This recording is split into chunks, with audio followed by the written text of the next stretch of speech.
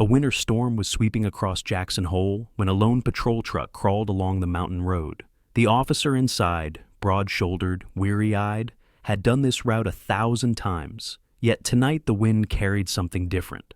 A faint cry, a sound too soft for any human, but sharp enough to pierce the storm. He stopped, stepped out, and that was when he saw her. A young woman, thin, trembling, wrapped in a long black scarf, stood on a wooden platform in the town square. Offered up like a broken object, snow clung to her lashes, fear clung to her every breath.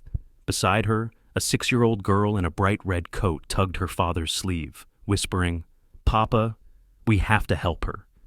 And at that exact moment, the officer's German shepherd, ears erect, body tense, let out a low growl toward the shadows behind the crowd, as if warning, "Someone here doesn't want her rescued."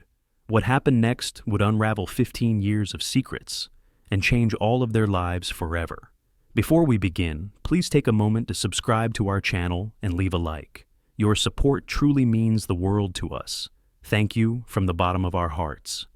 The winter storms of Jackson Hole, Wyoming had a way of swallowing sound, of turning the world into a dim white haze where breath felt like smoke rising from the ribs of the earth. On this morning, the sky hung low and colorless, the cold biting sharper than usual. Snow whipped through the narrow streets, circling around the old wooden buildings that made up the town square. It was a place that looked peaceful from afar, until you stepped closer and saw what the storm revealed. A wooden platform, usually reserved for lost and found announcements and winter market sales, had been commandeered for something colder, something crueler. A trembling young woman stood on it, her thin frame hunched against the wind. Her name was Mara Ellis, though nearly everyone in Jackson Hole only knew her by a whispered curse. The Shade Girl. She was 25 now, though she looked both older from hardship and younger from fragility. Her long chestnut brown wavy hair spilled from beneath a black scarf, wrapped tight around her head and hiding most of her face. Her pale skin was stretched thin over fragile bones, and her brown eyes, soft but exhausted, barely lifted from the snow. She wore a light gray wool coat, frayed at the edges, a beige dress beneath it, and boots far too thin for the icy weather. Mara had spent 15 years locked in a barn, tucked behind a farmhouse on the outskirts of town. The man who kept her there, her stepfather, Franklin Hale, stood near her now, arms crossed, breath steaming with impatience. Franklin was a man in his 50s with a heavy frame, unkempt gray-streaked hair, a scruffy beard, and small, mean eyes that twitched whenever he felt challenged. His dark brown leather jacket looked as worn as his conscience. Years of resentment and paranoia had shaped him. He believed the world owed him obedience, and when it didn't give him that, he took it by force. And Mara had been the easiest to take. 15 years ago, she overheard something she shouldn't have. A drunken conversation where Franklin admitted to hiding evidence linked to a disappearance that still haunted Jackson Hole. From that night on, he kept her away from the world, justified with lies, superstition, and threats. Now, after years of neglect and fear, he dragged her into the blinding daylight like a forgotten object for sale. $5, Franklin shouted to the gathered crowd. "Take her off my hands. She's no good to me." A ripple of cruel laughter moved through the freezing square. The storm may have muffled sound, but the mockery cut through anyway. Children snickered and tossed snowballs toward the trembling girl. One boy, a freckle-faced 10-year-old with a red hat, launched a tightly packed ball that struck Mara's shoulder. She flinched so visibly it made even him hesitate for a moment before someone slapped his back, encouraging another throw. A hunched elderly woman in a thick shawl shuffled away from the front row, crossing herself as she whispered, "Keep your distance. The Shade Girl brings misfortune." Her clouded eyes darted back fearfully, as if merely looking at Mara too long could invite disaster. A drunken trader leaned on a post, clutching a dented flask, his breath sour and steaming. "I'll take her," he slurred. "Might train her to guard my dogs." More laughter. Mara stood frozen, her thin arms tied behind her back with coarse rope. The black scarf hid her expression, but her trembling betrayed her fear. She wasn't cursed. She wasn't possessed. She was simply cold, alone, and exhausted in a world that had forgotten she existed. Until the sound of an engine cut through the storm. All eyes turned as a dark Navy patrol truck rolled into the square, its headlights slicing through the blowing snow. The vehicle stopped abruptly. The door swung open. A tall man stepped out, a figure of quiet strength against the chaos. This was a 34-year-old police officer, widowed, weary, and carrying more sorrow than he ever admitted aloud. He stood 6 feet tall, built broad in the shoulders, with the kind of posture worn into men who've seen too much loss. His short, dark brown hair peeked from beneath a Navy police baseball cap, his trimmed stubble and blue-gray eyes giving him a somber, thoughtful expression. His dark Navy police uniform and winter jacket bore the badge of Jackson Hole, a reminder of duty he took seriously even on days his heart felt too heavy. This was Officer Lucas Ward. He wasn't alone. A small girl jumped out from the passenger side and landed in the snow. She was 6, with honey blonde, wavy hair, bright blue eyes, and a round, gentle face. She wore a bright red wool coat with large wooden buttons, a white scarf, jeans, and little brown boots. Her name was Emma Ward, Lucas's daughter, curious, warm-hearted, and braver than most adults he knew. Losing her mother at age 3 had made her both tender and fiercely protective. Beside them hopped down a large German shepherd, 5 years old, muscular but calm, with black and tan fur, alert ears, and a black K9 harness worn from prior years of service. His name was known only to Lucas and Emma, Duke, a loyal partner who once served as a police dog before retiring to live with the Ward family. Duke had a steady, intelligent gaze, and a faint scar on his left leg, a relic of his last mission. Lucas approached the platform with slow, deliberate steps. "What in God's name is going on here?" he said, voice firm but not raised. Franklin straightened, masking nervousness with false bravado. "Auctioning her off, and you best stay out of it, officer." Lucas's jaw tightened. Snowflakes clung to his cap brim as he studied the trembling young woman on the platform. Something about her posture, half collapsed, half bracing for pain, stirred a familiar ache in his chest. "How much?" he asked quietly. Franklin's eyes gleamed. $5. "Take her away like trash." Lucas reached into his jacket pocket, pulled out a worn wallet, and counted out bills with slow precision. "I'll give you 30. The square fell silent. No one had expected that. Not the children holding snowballs. Not the gossiping old woman. Not the traitor who had planned to train her for dogs. And certainly not Franklin, who sputtered, "30? She's not worth—" Lucas stepped closer, the cold air sharpening his words. "You'll take 30, and you'll stop talking." Franklin swallowed hard, but tried to regain ground. "She's trouble, dangerous, not right in the head." Lucas's eyes narrowed. "What is dangerous is holding someone captive for 15 years.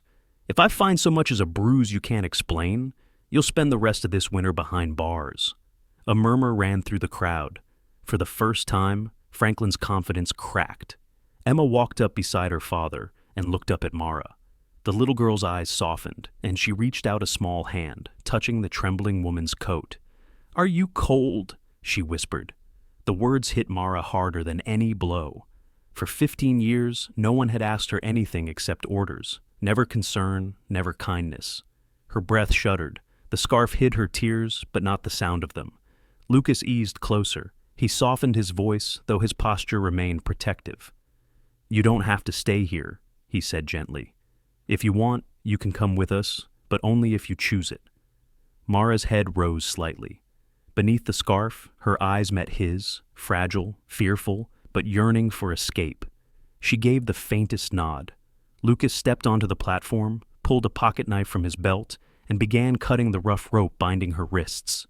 The crowd muttered. Someone spat. Someone else whispered a warning. The storm growled overhead as if echoing the tension. And then Duke froze. His ears shot upward. His muscles tightened. A deep guttural growl rumbled from his chest, loud enough to cut through the wind. Emma grabbed her father's arm. Lucas turned sharply. Duke's stare was fixed not on Mara, not on Franklin, but toward the dense wall of parked snow sleds at the edge of the square. A shadow. A figure. Someone slipping away into the storm. And just like that, the stranger vanished. Duke lunged forward, barking once, a sharp warning sound. Lucas scanned the edge of the square, heart pounding. Someone had been watching. Someone who didn't want Mara to leave. Snow swirled harder, swallowing the tracks before they even formed. The rescue wasn't going unnoticed, and the danger was only beginning. The road leading out of Jackson Hole curled through dense pine woods where the storm softened into a quiet flurry. The sky above was still a dull gray, but here among the trees, the wind seemed to whisper rather than howl. Officer Lucas Ward drove slowly, his patrol truck crunching over fresh snow as Mara Ellis sat in the back seat, her hands folded tightly on her lap. She still wore the long black scarf, its shadowed folds hiding most of her face. Her thin form trembled, but it wasn't cold that made her shake. When the truck stopped, Mara peered through the window at the small wooden cabin nestled between towering pines. It wasn't large, just one floor, with a slanted roof blanketed in snow and a chimney puffing faint wisps of smoke. But it looked peaceful, warm, and impossibly safe. She had never seen anything like it. "This is home," Lucas said gently as he opened the door. "At least, if you want it to be." Mara stared at the cabin as if it might vanish if she blinked. Duke, the 5-year-old German shepherd with strong shoulders and attentive black and tan fur, hopped out of the truck first. His ears were perked high, his stance protective. He trotted toward the cabin door and sat down squarely in front of it, blocking the way like a loyal sentinel. His dark eyes flicked back toward Mara, as if declaring, "You're safe here now." Emma hopped onto the snowy ground with the quickness only a 6-year-old could possess. Her bright red wool coat stood out against the pale landscape, her honey blonde hair bouncing as she rushed across the porch. "I'll go find a warm blanket," she chirped, pushing the door open and disappearing inside with the energy of a small fire. Lucas waited patiently as Mara stepped out of the truck. She walked slowly, almost cautiously as if expecting the snow to swallow her legs. The cold nipped at her ankles through her thin boots, but the air felt clean, so unlike the stale darkness she'd lived in for years. Inside, the cabin smelled of pine, wool, and something warm. Maybe the lingering scent of Emma's cocoa. The main room had wooden walls lined with simple shelves, a soft rug, and 2 old couches arranged near the fireplace. On one shelf was a framed picture of a smiling woman with Emma's eyes and hair. Mara paused, her breath catching. Lucas followed her gaze. "That's Emma's mother?" he said quietly. Her name was Hannah. His voice softened, but the pain behind it was unmistakable. It wasn't a wound he flaunted, just one he carried, quietly, because life demanded it. Before the silence turned heavy, Emma burst back into the room, carrying a knitted blanket, soft cream yarn with tiny blue stitching along the edges. "Here, this one is the warmest. Daddy says so." Mara hesitated before taking it, looking to Lucas for permission without meaning to. He nodded gently. "You can take it. Everything here is for living, not for hiding away." Emma draped the blanket around Mara's shoulders herself, standing on her tiptoes to reach. She stared at the woman curiously, her bright blue eyes filled with a mixture of innocence and determination. "Why don't you take off the scarf?" Emma asked softly. "It must be itchy." Mara recoiled slightly, clutching the black fabric with trembling fingers. I can't." Lucas crouched beside Emma, keeping his voice low but sure. "Hey, remember what we talked about? A person gets to choose when they want the world to see them. It's their choice. Always." Emma nodded and pressed her lips together thoughtfully. "Okay, then I'll wait." Lucas moved to the kitchen area, a small nook with wooden cabinets, and began warming milk on the stove. The flames crackled beneath the pot, filling the cabin with soft light. He made cocoa slowly, deliberately, as if not to overwhelm Mara with too much kindness too quickly. But Mara still shook, watching him with a mixture of disbelief and confusion. She wasn't trembling from cold. It was the way he treated her, the gentleness, the respect that unsettled her. She didn't have a place in her memory for such things. While Lucas made cocoa, Emma pulled Mara to the small dining table where she had arranged a collection of colored stones, some glossy, some matte, all carefully sorted into little bowls. "These were my mom's," Emma said proudly. "She loved finding them when we walked near the river. I keep them safe." Mara leaned closer, curiosity poking through her fear. The stones glimmered under the warm cabin lights, reds, purples, greens, and blues. Emma reached for a bright sea blue stone, smooth and glistening. "This one," Emma said, placing it gently in Mara's palm, was her favorite. She said it was for someone good, someone kind. Mara froze. Her breath hitched. No one had ever given her anything without wanting something in return. No one had ever said she was good. "Are you sure?" she whispered, her voice so faint it was barely sound. Emma nodded firmly. "Mommy said kindness spreads, so I'm spreading it." Lucas watched from the kitchen, a soft ache forming in his chest. The sight of his daughter giving something so precious away, trusting so fully, made him both proud and terrified. But Mara's trembling fingers curling around the blue stone, that was new. That was fragile hope. Duke walked in, nails tapping softly on the wooden floor. He sniffed the air, then nudged Mara's knee with his cold nose, an offering of comfort. His tail did not wag. It wasn't that kind of moment. Instead, he sat beside her, steady and strong. After cocoa was served and the fire built into a steady glow, Lucas excused himself to check outside. Duke followed instantly, ears alert. The storm had slowed, but the world felt unnaturally quiet. And then Duke found it. Tracks, fresh ones, barely visible but undeniable, pressures in the snow circling the east side of the cabin where the pines grew thickest. Lucas crouched examining them, human, adult-sized, deep indentations like someone standing still for a long time, watching. His jaw clenched. He stood, scanning the tree line, nothing but shadows and drifting snow. Duke let out a low, uneasy whine. "Yeah," Lucas murmured, "I feel it too." He locked every window and door when he returned, his movements careful so that they wouldn't draw attention. Emma was reading a picture book aloud to Mara, who listened as if absorbing warmth from the child's voice. Lucas couldn't bring himself to tell either of them what he had seen. Not yet. Night settled over the cabin like a thick blanket. The wind tapped against the windows, but the fire made the living room glow. Mara gathered her courage and walked quietly from the guest room into the main room. Something crunched under her boot. A piece of paper, small, folded, shoved through the crack under the door. Her heartbeat stumbled. She picked it up with trembling hands and unfolded it slowly. Jagged handwriting scratched across the page, as if written in anger. Or warning. "You are not allowed to speak." The blanket slipped from Mara's shoulders. Her chest tightened, the room spinning. The past hadn't stayed behind. It had followed her here. And outside, beneath the whispering pines, snow hid the footprints of whoever was watching. The morning arrived in soft shades of gray, the winter sun barely pushing through the heavy clouds that hung over the pine forest. Frost coated the cabin windows in delicate white patterns, and a thin plume of smoke rose from the chimney, curling into the cold air like a fragile promise of warmth.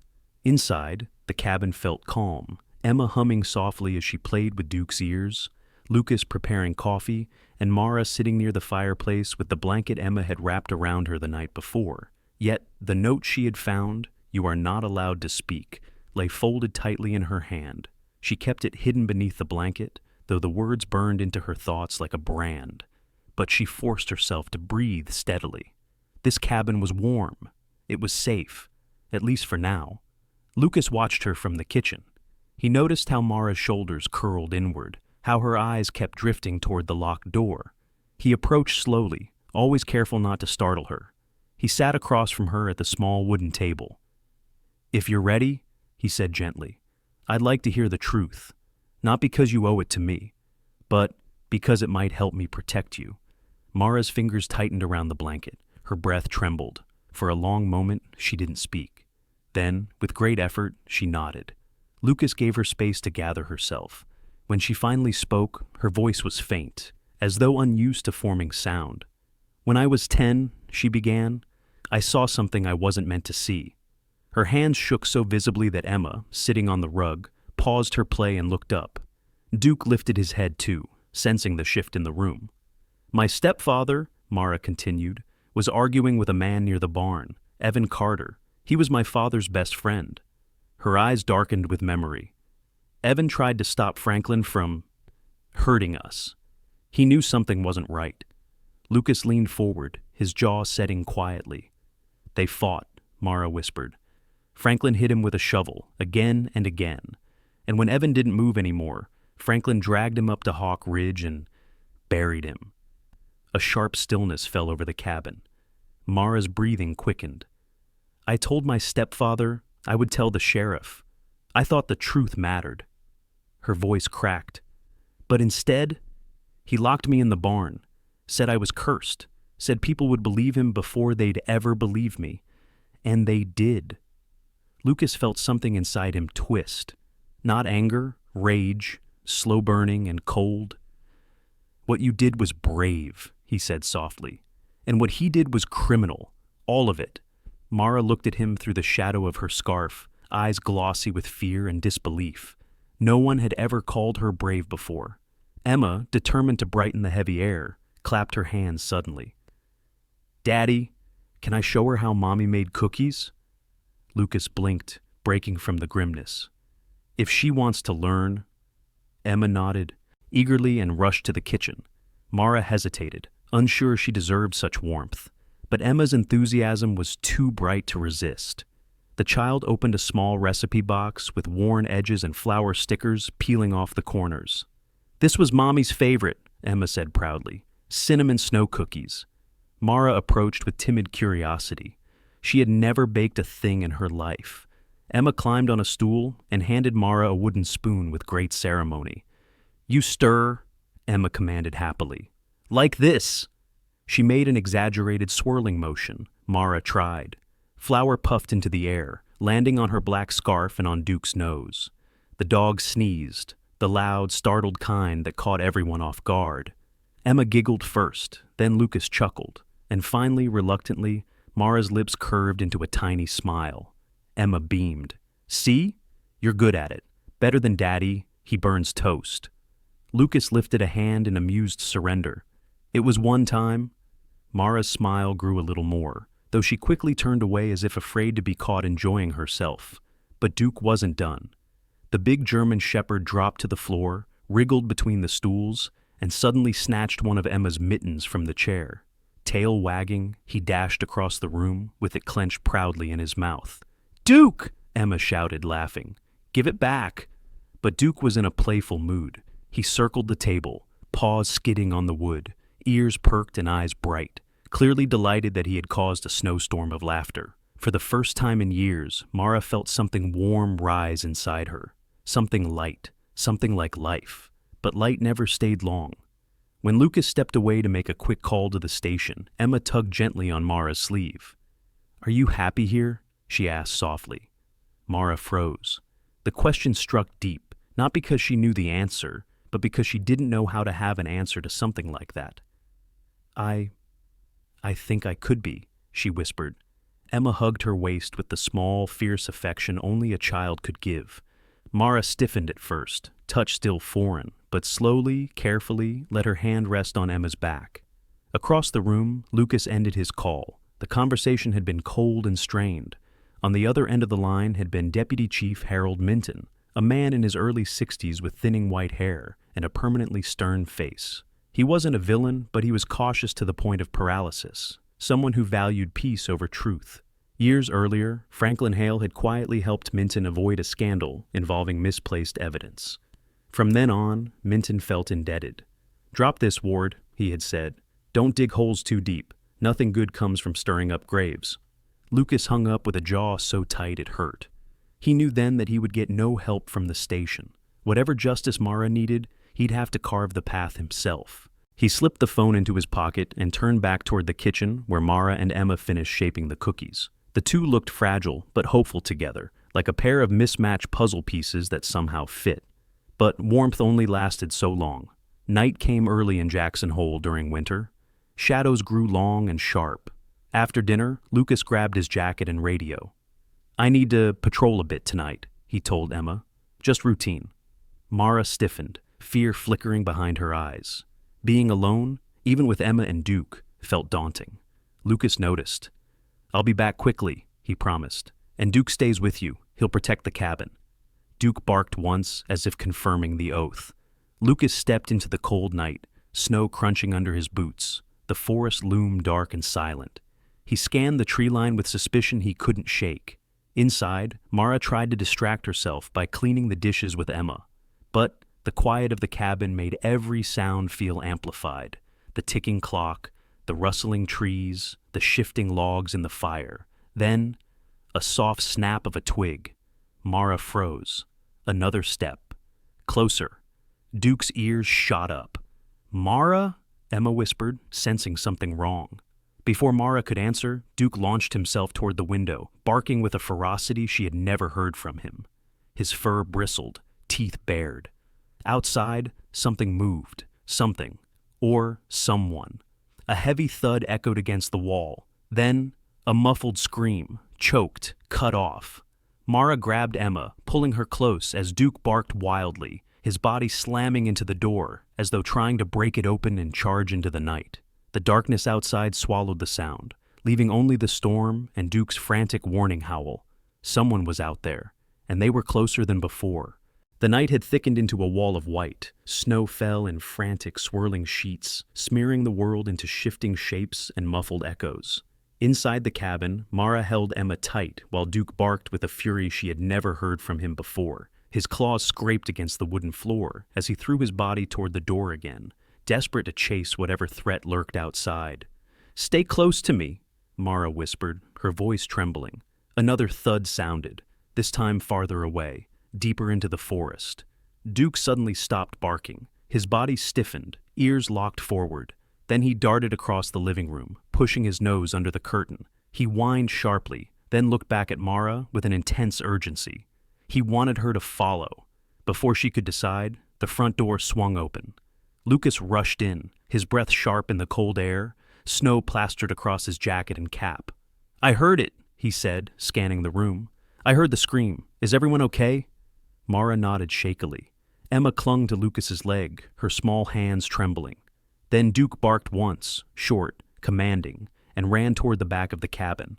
Lucas followed instantly. "Stay here," he told Mara and Emma. But when the back door swung open and Duke disappeared into the blizzard, Mara felt terror ignite in her chest. Memories of being alone, years of it, clawed their way back. "No," she whispered, "not again." Emma saw the fear in her eyes and tugged her sleeve. "We go together," she said softly, voice wavering but determined. Lucas turned back. "Fine, but stay behind me, both of you." The wind exploded into the cabin as they stepped outside. Snow slapped their faces, the cold swallowing their breath instantly. Duke's tracks were clear at first, sharp paw prints cutting through fresh powder, but they led into the darkness beyond the porch light. They followed the dog's trail past the frozen shrubs, deeper toward the pine trees where shadows crouched between the trunks. Lucas kept one hand on his holster, the other shielding Emma from the wind. The forest was almost silent under the storm. Almost. A faint whimper cut through the wind. "Duke," Lucas breathed. They hurried forward and found the German shepherd circling near a fallen log, his fur dusted with snow. He limped slightly. One shoulder grazed, bleeding but not severely. Mara gasped. "He's hurt!" Duke gave a quiet, reassuring huff and nudged Lucas's thigh, insistent, before limping ahead another few steps into the darkness. "He wants us to follow," Lucas said. "Be ready." They stepped past the fallen log and saw them. 3 figures stood under the heavy branches of a massive pine tree, its trunk thick enough to shield a car. Franklin Hale stood in the center, his face twisted with fury and snow crusted in his tangled hair. His dark leather jacket flapped violently in the wind, making him look like a creature dredged up from some ancient vengeful memory. Beside him were 2 men Mara had never seen, both holding pistols. The first was tall with a gaunt, angular face, sunken eyes, and greasy blonde hair plastered to his skull. His clothes were too thin for the storm, a sign of someone reckless or desperate. The second was shorter and broad, with a shaved head, heavy cheeks, and a broken nose that looked freshly swollen. His breath steamed like smoke as he scanned the trees. Both radiated a quiet, dangerous menace. Franklin spat into the snow. "Finally found you," he snarled at Mara. "Thought you could run from me?" Lucas stepped in front of her. "You're done, Hale. You're not taking her anywhere." Franklin laughed, the sound thick and ugly. "She knows too much. She always has. That's why she comes with me." Lucas's hand moved toward his holster, slow and deliberate. "Let her speak, Hale. She deserves justice." No, Franklin snapped. She deserves silence. And he raised his chin at the blond man. But before the man could move, a distant voice pierced the storm. Papa! Lucas spun around, heart seizing. Emma had broken from Mara's hand. The snow was nearly up to her knees, slowing her steps. But she called out again, terrified and lost in the storm. Emma, stay back! Lucas shouted. Too late. One of the gunmen flinched at the shout and jerked his weapon. The barrel swung dangerously, toward Emma. Duke launched forward like lightning. The gun fired. Snow exploded near Emma's boots. Duke crashed into her just in time, knocking her to the ground and taking the Gray's bullet across his flank. He yelped, but stood protectively over her, teeth bared, growl vibrating through the frozen air. Enough! Lucas roared, diving toward the nearest attacker. Years of police training took over. Lucas swept the tall blond man's legs out from under him, slamming him into the snow. The gun skidded away. Lucas pinned his arm, twisting until the man screamed. The second attacker lunged toward Emma, but Mara grabbed Emma's hand and ran, pulling the little girl away from the chaos. Her thin boots slipped on the snow as she dragged the child toward the slope behind the pine grove. Come on, don't look back, Mara gasped, but heavy footsteps thundered behind them. Franklin, he charged after them, his bulk crashing through the snow like a bull. You think you can run from me again? He shouted. Mara stopped halfway down the slope. Her breath heaved, her heart hammered. Emma pressed into her side, terrified. Franklin stomped closer, face twisted with rage. You think anyone will believe you now? You think freedom is real? Mara stepped forward, planting her feet in the snow. I am not afraid of you anymore. Franklin barreled toward her. Mara sidestepped at the last second. His heavy boots hit the edge of a hidden snowbank. The weakened shelf of snow beneath him collapsed. Franklin's body dropped, sliding down the slope, tumbling into a shallow ravine between two rocks. He lay stunned, coughing, trying to push himself up as snow cascaded over him. Just then, sirens. Red and blue lights flickered through the trees as two police vehicles tore into the clearing. Several officers emerged, including Deputy Chief Harold Minton, a tall, aging man with thinning gray hair and deep-set lines around his mouth that suggested a lifetime of tolerating problems rather than solving them. He squinted through the storm, his rigid posture showing both his authority and his discomfort with confrontation. Hands where I can see them, he barked at the remaining attacker. Within moments, both gunmen were disarmed and restrained, and two officers moved to Franklin, hauling him up from the snow. Franklin didn't fight. Instead, he looked at Mara and smiled a cold, hollow smile. You think you're free now? He hissed as they forced his arms behind his back. You think freedom exists for people like you? His laugh was chilling. Just wait. His words hung in the cold air like a curse, and Mara couldn't shake the feeling that he wasn't wrong. The last weeks of winter settled gently over Jackson Hole, softening the hard edges the storm had carved into the town. Snow still blanketed the streets and rooftops, but the air carried a quieter rhythm now, a promise of change, of thaw, of beginnings rather than endings. And for the first time in her life, Mara Ellis felt the season shifting inside her as well. Franklin Hale's arrest had caused a tremor that rippled through every household in the valley. Whispers grew into confessions. Memories resurfaced. People remembered odd disappearances, missing reports, nights when the Hales' barn had seemed too quiet. Officers combed Hawk Ridge and unearthed what Mara had spoken of with trembling voice. The remains of Evan Carter, buried beneath 2 feet of soil and a decade and a half of lies. The trial came swiftly. The courthouse, a red brick building with white columns, seemed too elegant a place for the ugliness Franklin had spent years crafting. Mara stepped inside on the morning of the sentencing, wrapped in her gray wool coat, but for once without her black scarf covering half her face. She walked with careful steps, her palms sweating, but her chin lifted a fraction higher than usual. She had Emma beside her, Emma in her bright red coat, swinging their hands between them, and Lucas walking just behind, solid and reassuring. Franklin stood shackled near the bench, his hair unwashed, his face gray with exhaustion.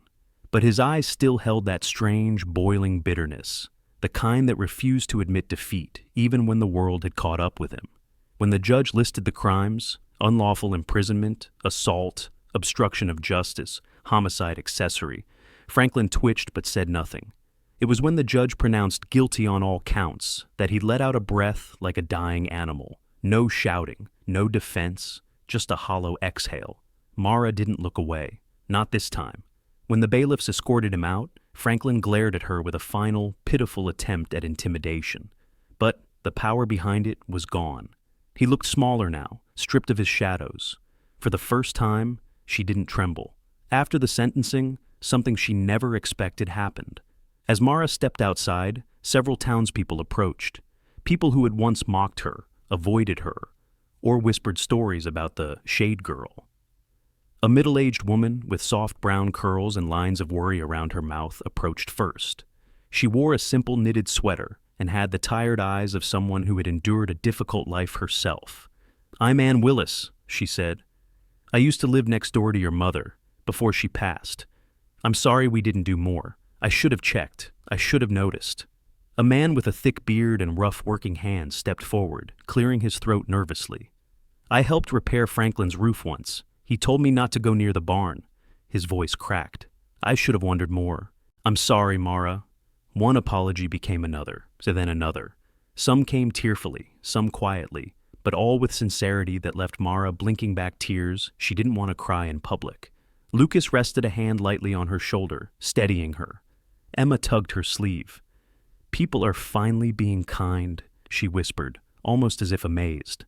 Mara nodded slowly. "Yes, I think they're trying." A few days later, she stood in front of the cabin's mirror, the wooden frame slightly crooked, the glass fogged at the corners, and stared at her reflection. She held the long black scarf in her hands. It had once been her shield, her prison, her identity. But now it felt heavy in a different way, like a story she no longer needed to tell. Emma peeked into the room. "Are you taking it off?" Mara hesitated, then let the scarf fall from her fingers. Emma's eyes widened, glowing with joy. "You're beautiful," she breathed, "like a snow angel." The words unlocked a fragile smile that trembled at the corners of Mara's lips but didn't fade. Life began to grow roots in the little cabin. 1 week after Franklin's sentencing, Duke's injuries had healed fully. His fur had grown back around the scar, and he regained his confident stride. The town held a small ceremony for him in the square, a playful, heartwarming event led by Officer Barry Mills, a stout, cheerful policeman with round spectacles and a belly that strained against his uniform buttons. Barry was known for his booming laugh and for bringing donuts to every meeting. He loved animals more than most people and proudly hung a small homemade medal around Duke's harness. "For bravery, loyalty, and saving a child's life," Barry announced, his voice wobbly with emotion. Duke simply wagged his tail, leaning proudly against Emma's legs. With Franklin gone and the trial behind her, Mara began to dream in small, cautious colors. She wanted a life of work and warmth. She wanted mornings with meaning rather than fear. And above all, she wanted to create something beautiful, something that reminded her that she had survived. So she proposed an idea hesitantly, voice trembling. I want to open a bakery." Lucas's eyebrows rose. "A bakery?" Mara nodded. "There's an empty shop near the square. Small, but I think I could make it work. Emma's mother's cookie recipe gave me hope, and if I can make others feel the way that made me feel, I want to try." Lucas smiled, not the brief, polite smile he usually wore, but something tender, something that reached his tired blue-gray eyes. "Then you'll have it." He spent the next week repairing the floorboards, strengthening the counters, installing better lighting. Lucas worked in a sweater that fit him snugly and made his shoulders look broader. He often got sawdust in his hair, which Emma jokingly tried to brush off using Duke's tail. Mara painted the walls herself, a pale, warm cream color that made the windows feel bigger. On the day they opened, the sign read, "Mara's Hearth." People came, people smiled, people stayed. Some came curious, some came apologetic. Some came simply because the cinnamon snow cookies smelled too good to resist. Mara greeted each one with careful warmth, her voice growing steadier each day. One evening, after closing time, she stood alone with Lucas in the soft glow of hanging lights. Emma and Duke played outside in the fresh snow, Emma chasing Duke, Duke pretending to let her win. Lucas wiped his hands on his jacket, turned to Mara, and spoke quietly. I don't know what the future holds, but if you were willing, I'd like to try building it together. Mara's breath caught in her chest. His voice wasn't confident or commanding. It was honest, vulnerable. I would like that, she whispered. He reached for her hand, their fingers brushing lightly, delicate, like the first hint of spring. The next morning, Emma burst through the shop door while Mara arranged pastries. Can I say something? She asked, practically vibrating with excitement. Mara bent down. What is it? Emma threw her arms around her neck. Can I call you Mom? She whispered. I want you to be my mom. Mara's knees nearly buckled. Tears filled her eyes instantly, hot and overwhelming. She hugged Emma back with a desperation born from years of longing. Yes, she whispered. Yes, sweetheart, you can. That evening, the four of them, Emma, Lucas, Mara, and Duke, stood outside the cabin among the pine trees. Snow drifted gently from the sky, soft and quiet. Lucas stood behind Mara, his arms wrapped loosely around her. Emma held her hand. Duke sat proudly in front, his ears perked, his breath steaming into the cold. For the first time, Mara didn't shrink from the world. For the first time, she didn't tremble. She wasn't the shade girl. She was Mara Ward, mother, partner, survivor, and the heart of a family she once believed she'd never deserve. The winter night glowed softly around them, but inside, she felt something warmer than any fire. She felt home. In the end, this story reminds us of something timeless. Even in the darkest winters of our lives, when fear tries to swallow us whole and the past feels too heavy to carry, God can place the right people in our path. A child with a pure heart, a loyal dog, a man brave enough to stand up for what is right. Sometimes the miracle we pray for does not come as thunder or lightning. Sometimes it comes as a quiet knock on the door or a hand reaching out in the snow.